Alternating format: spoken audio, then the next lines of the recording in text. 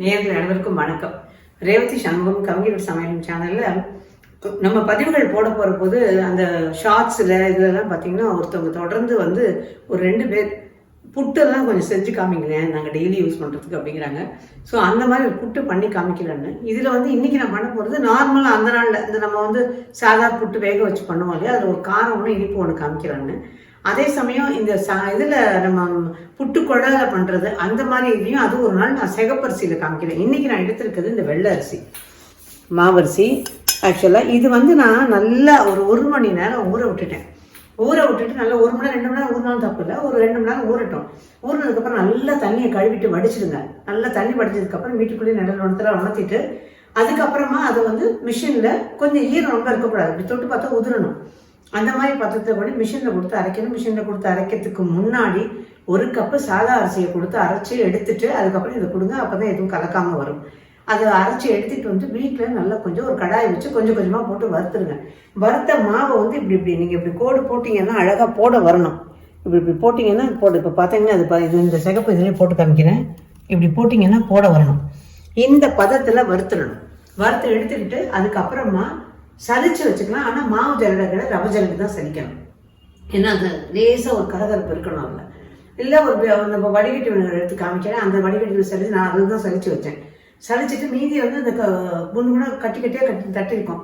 மிக்சியில் ஒரு அடி அடிச்சு இதோட சேர்த்துக்கலாம். அந்த மாதிரி எடுத்த மாவு தான் நான் இன்னைக்கு வந்து ஜஸ்ட் 1.5 கப் எடுத்திருக்கேன். ஏன்னா ஒரு கப் அளவுக்கு காரமும் ஒரு 1/2 கப்பு கொஞ்சமாக தான் நான் இனிப்பு பண்ண போகிறேன். அதை காமிக்கலான்னு. இப்போ இதுக்கு வந்து ஒரு சின்ன கிண்ணத்தில் தண்ணி எடுத்திருக்கேன். இந்த தண்ணியில் கொஞ்சமாக உப்பு போட்டு கரைச்சிடலாம். நம்ம காரத்துக்கு கூட அப்புறம் உப்பு போட்டுக்கலாம். பட் இது மொத்தத்தில் உப்பு கொஞ்சம் லேசாக போட்டுட்டு இந்த தண்ணியை தெளிக்கணும்.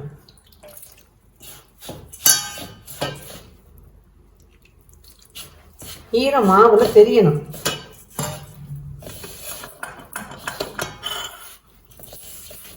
இது வார்ம் வாட்டர் இல்லை, பச்சை தண்ணி. பச்சை தண்ணி போதும். வெதுவெதுப்பு தண்ணிலாம் வேண்டாம், பச்சை தண்ணியே தாராளமாக போதும்.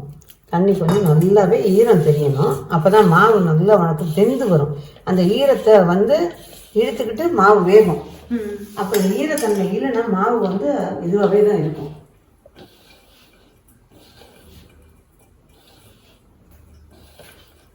இன்னும் கொஞ்சம் தண்ணியை தெளிச்சுக்கலாம்.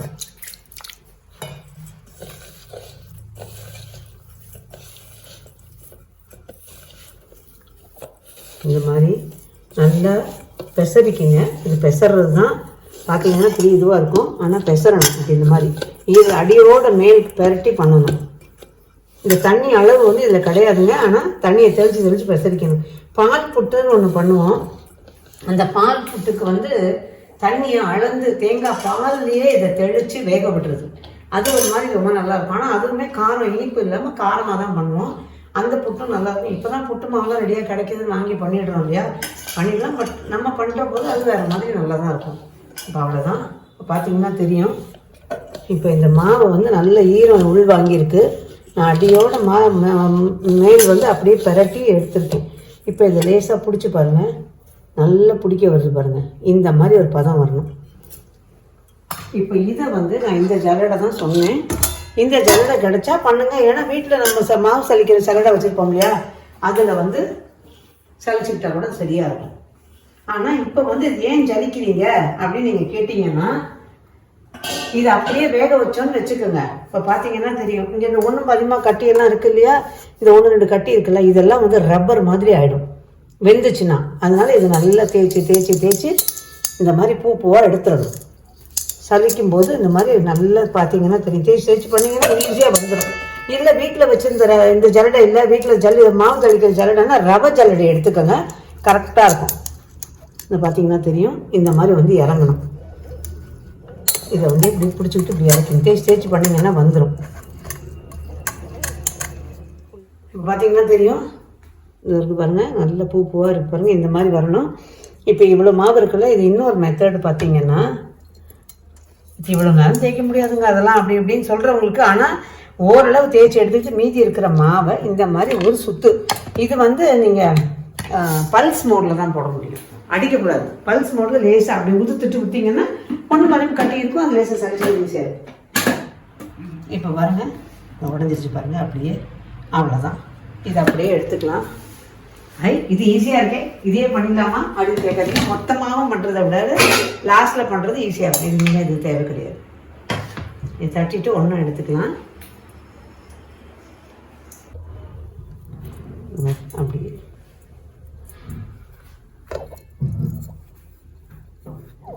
அவ்வளோதான். எனக்கு அதுலேயும் கொஞ்சம் கட்டி நின்றுச்சுங்க, அதனால அதை கொஞ்சம் எடுத்துக்கிறேன். இதை வந்து அப்படியே ஆஃப் த ஸ்க்ரீன் பண்ணியிருக்கலாம், ஆனால் பண்ண விரும்பலை. ஏன்னா அடுத்தாப்பில் வந்து புதுசாக பண்ணுறவங்களா இருந்தால் ரொம்ப கஷ்டமாக இருக்கும். அதனால் இதை லேசாக திரும்ப ஒரு தடவை தேய்ச்சிக்கலாம். ஆனால் இது இன்னும் கொஞ்சம் ஈஸியாக தேய்க்க வரும், வேறு ஒன்றும் இல்லை, இன்னும் கொஞ்சம் ஈஸியாக தேய்க்க வரும். அவ்வளோதான் நமக்கு. இப்போ இது ஃபுல்லாக எடுத்துட்டோன்னா அவ்வளோதான். இந்த பின்பக்கம்லாம் நிறைய இருக்கும், அப்படியே தேய்ச்சி விட்டிங்கன்னா விழுந்துடும். ஸோ மிக்சியில் அடித்தாலும் ஒரு தடவை இந்த மாதிரி கட்டியாக இருந்ததுன்னா அடிச்சுக்கோங்க. அவ்வளோதாங்க. இனி வந்து இட்லி பானையில் தண்ணி வச்சு நான் வந்து ஆன் பண்ணி வச்சுருக்கேன். இட்லி பானையில் சூடு ஏறட்டும், கொதி வரட்டும், அதுக்கப்புறம் நம்ம இதை போடுறோம். பாருங்கள், தண்ணி கொதிக்க ஆரம்பிச்சிருச்சு, ஆவி போது தெரியுது. இப்போ தீயை கொஞ்சம் குறைச்சிட்டு வேணால் தண்ணி வற்றாமல் வேகணும். இப்போ அது கொட்டும் போது நிதானமாக அப்படியே கொட்டுங்க. இப்போ இதில் வர கட்டி வந்து பார்த்தா உங்களுக்கு கட்டி மாதிரி தெரியும், ஆனால் அது அப்படி இருக்காது, வெந்துடும். பயப்பட வேண்டாம். இதனால இப்படி கொட்டும் போது கவனமாக கொட்டிடணும். அவ்வளோதான். கொஞ்சம் பரவலாக வச்சிருங்க.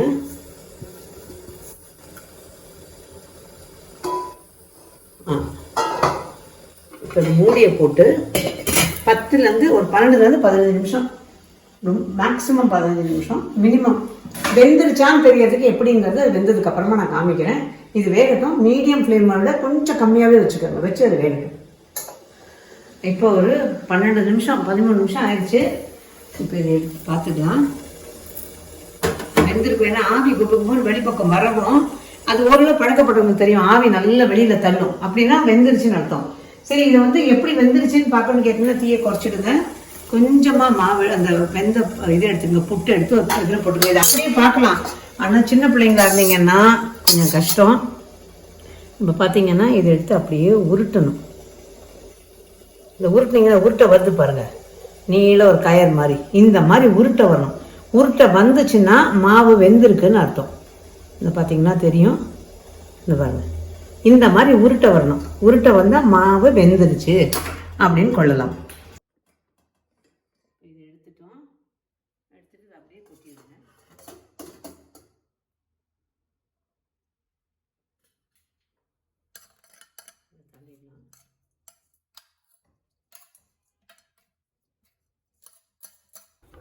கொட்டிட்டோம் இல்லையா?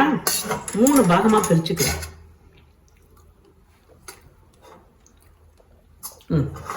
இதை 3 பாகமாக பிரிச்சுட்டேன். ஒரு பாகத்தில் மட்டும்தான் நம்ம வந்து இனிப்பு போட போகிறோம்.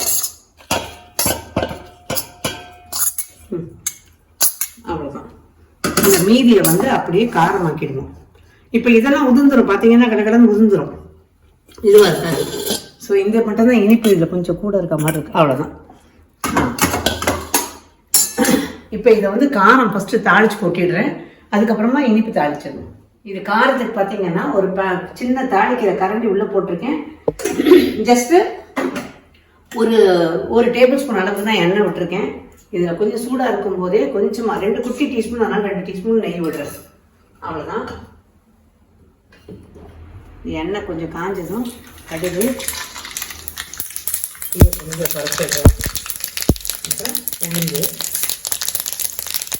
காஞ்ச மிளகாய்,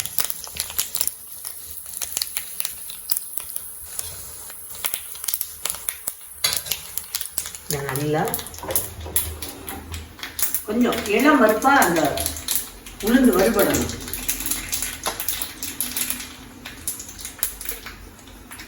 அவ்வளோதான். இதை எடுத்துட்டு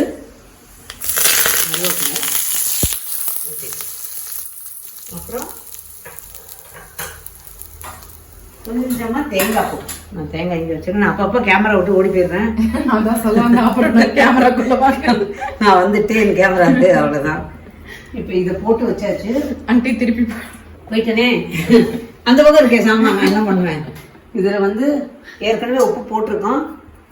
இதில் என்ன கொஞ்சம் உப்பு போட்டுக்கலாம். பிரியப்பட்டால் லேசா மோர் தாளிச்சு பண்ணீங்கன்னா அதுவும் நல்லா இருக்கும். இப்போ பாருங்க, இதெல்லாம் உதிர்ந்து போயிடும். அப்படியே நல்லா உதுத்து விட்டுடலாம்.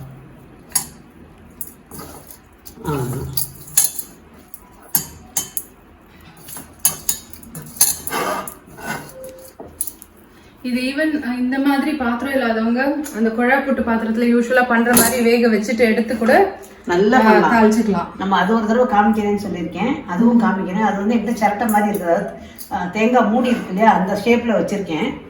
அதுலேயும் பண்ணலாம். இப்போ பாருங்க, இது இப்போ உடைக்க உடைஞ்சிரும் பாருங்க. நம்ம மேலோட இருந்ததுலாம் இது வந்து கட்டியா நிற்காது, ரப்பர் மாதிரி வராது, நிச்சயமா வராது. அதனால அவ்வளோதான். இப்போ அந்த இனிப்பு போட்டு ரெடி பண்ணிட்டோம். இனிப்பு இல்லை, காரம்.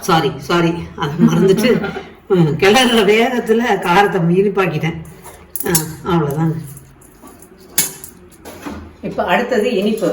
இதுக்கு வெல்லம் உருக்கிட்டேன் ஏற்கனவே. ஆனால் நம்ம வடிகட்டி ஊற்றுற போது அது கொஞ்சம், அதாவது இதுக்கு நான் 1/2 கப்பு தானே அரிசி அளவு கணக்கு, 3/4 கப்பு வெல்லம் எடுத்திருக்கேன். 3/4 கப்பு வெல்லத்தை ஒரு 1/4 கப்பு தண்ணி ஊற்றி இதை உருக்கியிருக்கேன் பாருங்க. இதை தீயை நல்லா குறைச்சி வச்சிடுறேன். ஏன்னா வெல்லம் சூடாக இருந்ததுனா தான் வேகமாக நம்ம வடிகட்ட முடியும். இப்போ இதில் வந்து ஒரு பேன் போட்டிருக்கேன், அதாவது பாத்திரம் போட்டிருக்க கடாயி, அதில் கொஞ்சமாக நெய் ஊற்றிருக்கேன். ஜஸ்ட் சின்ன டீஸ்பூன் பாருங்கள், அதனால 3 டீஸ்பூன் தான் ஊற்றிருக்கேன் இதால். இப்போ இதில் வந்து நான் கொஞ்சம் உடைச்ச முந்திரி வச்சுருக்கேன், அதை போட்டுடுறேன். இது லேசாக ஒரு வறுத்துடும். இப்போ இது லேசாக செவக்குது பாருங்க. அப்போ ஒரே ஒரு கை கொஞ்சமாக தேங்காய் அதில் போட்டுடலாம். தீயை குறைச்சிடுங்க நல்லா. தேங்காய் லேசாக வறுபடட்டும். இந்த மாதிரி பண்ணும்போது புட்டு நல்லா சாஃப்டாக இருக்கும், நல்லா இருக்கும். இப்போ இந்த சூடு ஏறின இந்த வெல்லத்தை இதை உருக்கிடலாம். வடிகட்டிடலாம். டீ வடிகட்டி தான் வடிகட்ட போகிறேன். சூடாக இருக்கும்போது வேகமாக வடியுங்க, இல்லைன்னா அப்படியே நம்ம கிளறி விட்டுட்டு இருக்கணும். அது ஒரு வேலையாக இருக்கும். டீ வடிகட்டிட்ட வடிகட்டோம்னா அடி மண் வரைக்கும் நிற்காது வந்துடும். இப்போ டீயை நல்லா குறைச்சி வச்சுடுங்க. குறைச்சிட்டு நம்ம வேக வச்சு உதுத்து வச்சுருக்கோம் இல்லையா, இதை அதில் கொட்டிடலாம். கொஞ்சமாக ஏலக்காய் தூள், அவ்வளோதான். டீயை கொஞ்சமாக தூண்டிக்கிட்டு கிளறுங்க.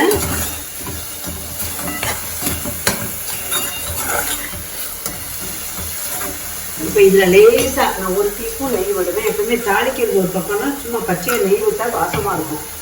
அவ்வளோதான். இப்போ இது ஒரு மேக்ஸிமம் ஒரு 1 நிமிஷம் 2 நிமிஷம் கிளறினீங்கன்னா போதும். இறக்கி வச்ச உடனே பார்த்தா இப்படி இருக்கு இல்லையா, இது அப்படியே உதிர்ந்துடும், சாஃப்டாக இருக்கும். இந்த மாதிரி கிளறும்போது சாஃப்டாக இருக்கும். நம்ம வெள்ளத்தை தூக்கி புட்டில் ஊற்றுறத விட அடுப்பில் வச்சு இந்த மாதிரி கிளறும் போது நல்லா இழுத்துக்கிட்டு நல்லாவே இருக்கும். அவ்வளோதான். இப்போ அடுப்பு ஆஃப் பண்ணிட்டேங்க. இனி இது வந்து அப்படியே ஒரு 5 நிமிஷம் கழிச்சு ஆற அடுப்பை உதிர்ந்து பூவாக இருக்கும். அதுதான் இந்த இப்போ பண்ணுற புட்டோட இது. இந்த கார புட்டு எடுத்து வச்சுட்டேன். இனிப்பு புட்டுக்கு இன்னொரு கிண்ணம் எடுக்கிறதுக்குள்ளாக இதை வந்து பசங்க பாருங்க, நல்லா உதிர்ந்து போயிருக்கு பாருங்க. பூவாக உதிர்ந்து போய் நல்லா இருக்கு. இனிப்பும் அளவு கரெக்டாக இருக்கு. இந்த அளவு எடுத்தால் போதும். இதில் பொடியாக நறுக்கின தேங்காயும் வறுத்து போட்டிங்கன்னா கூட நல்லா இருக்கும். இது நம்மளோட இஷ்டம். பட் இது நார்மலாக நம்ம பண்ணுறக்கூடியது.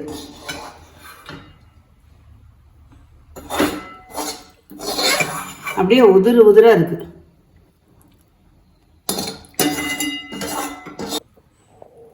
ஸோ 2 விதமான புட்டும் பண்ணியாச்சு.